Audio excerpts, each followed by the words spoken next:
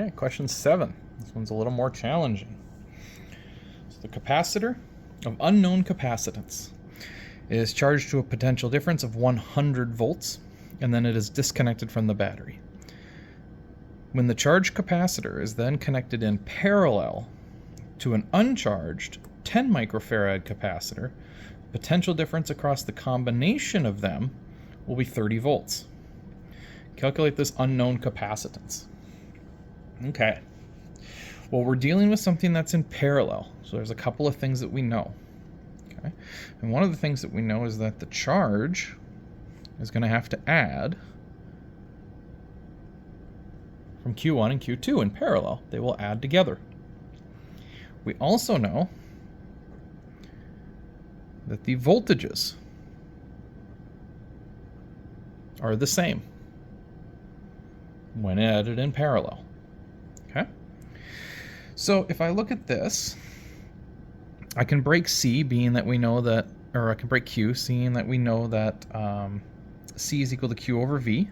That means Q is equal to CV. So this is when they're connected. This would be the capacitance connected. So let's say that is CV. Okay.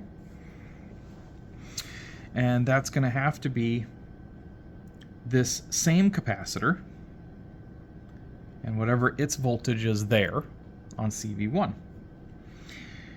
Plus, then we have this other charge over here.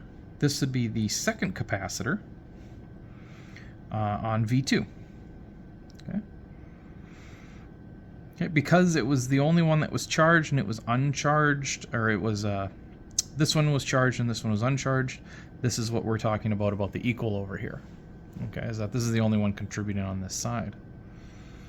So we have CV1 plus C2V2. So this is the second capacitor, its voltage, capacitor original here with its voltage 1 and the total capacitance and its voltage. Well, we know that V2 and V1, they're equal. Okay. So what I can do with that is I could just make them all, let's say, V1. Okay, being that I know that they're going to be equal when they're put in parallel. Okay. So now what I can do with that is let's take and get these C's, because that's what we're looking for, is this unknown capacitance. We know what C2 is. This unknown capacitance together. So let's minus this to the other side. So we'll get CV minus CV1 is equal to C2V1. Okay, and then let me factor that C out.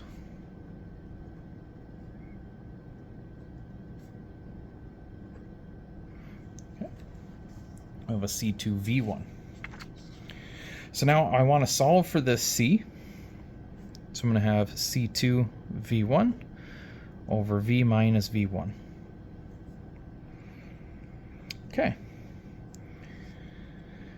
Capacitance of the second capacitor, 10 microfarad. 10 times 10 to the negative 6th. Voltage off the combination. Okay, that's voltage over here, the combination voltage. That's 30.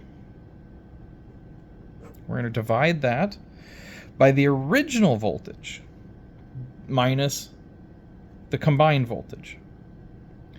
Original voltage was 100. Combined voltage is 30. And this should give us the capacitance that we're looking for, 4.29 times 10 to the negative 6, or 4.3 microfarad. Okay. So this is the original, and this is when it was put into parallel. Okay. All charge has to be conserved, right? There's no charge that's getting lost, so all charge has to be conserved. So we can use this as kind of a before and after statement, if you wish to rethink that from Physics 1. You'll go through and you'll have the before and after, and you'll figure out what the initial capacitance was before.